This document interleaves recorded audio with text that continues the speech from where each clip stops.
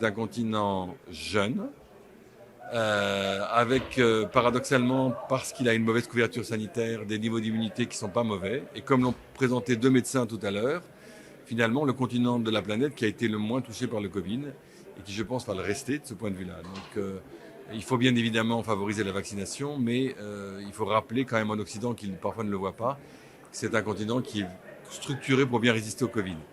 La deuxième chose, c'est qu'on voit que l'activité repart. Elle repart économiquement un peu partout et en Afrique, et elle repart dans notre industrie, puisque évidemment on est dans une industrie où on travaille entre êtres humains, donc c'est difficile quand on ne se déplace pas de pouvoir investir, et on voit que beaucoup d'opérations d'investissement, de sorties se sont réalisées dans les 6 derniers mois, et on a eu plein de témoignages pendant ces jours-ci qui le démontraient. Alors, il y a deux grands mouvements historiques que le Covid accélère. Fondamentalement, la croissance du continent aujourd'hui, elle est tirée par le consommateur urbain africain. Donc nous, on investit surtout dans des entreprises qui fournissent des biens et services aux consommateurs africains, c'est-à-dire de la santé, de l'éducation, des biens de consommation, voilà. Que ce soit en B2C, comme on dit, c'est-à-dire directement aux consommateurs, la grande distribution par exemple, ou que ce soit en B2B, entre entreprises, de l'imprimerie, du packaging, etc. Ça, c'est le trend historique. Ce que le Covid accélère, c'est deux choses, c'est le local et la digitalisation. Il y a beaucoup d'éléments, parce qu'il y a déjà une proximité linguistique, en français ou en anglais d'ailleurs, parce qu'il y a une proximité culturelle, les droits sont les mêmes.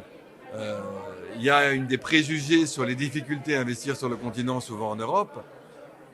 Investir en Chine, quand on maîtrise ni le mandarin, ni le droit chinois, c'est pas non plus un exercice facile. Donc pour une PME française qui a envie de se lancer à l'international, moi mon expérience c'est que c'est souvent plus facile d'investir en Afrique du Nord, en Égypte ou en Afrique subsaharienne que d'investir par exemple dans certains pays d'Asie. Donc ça, c'est la première réponse.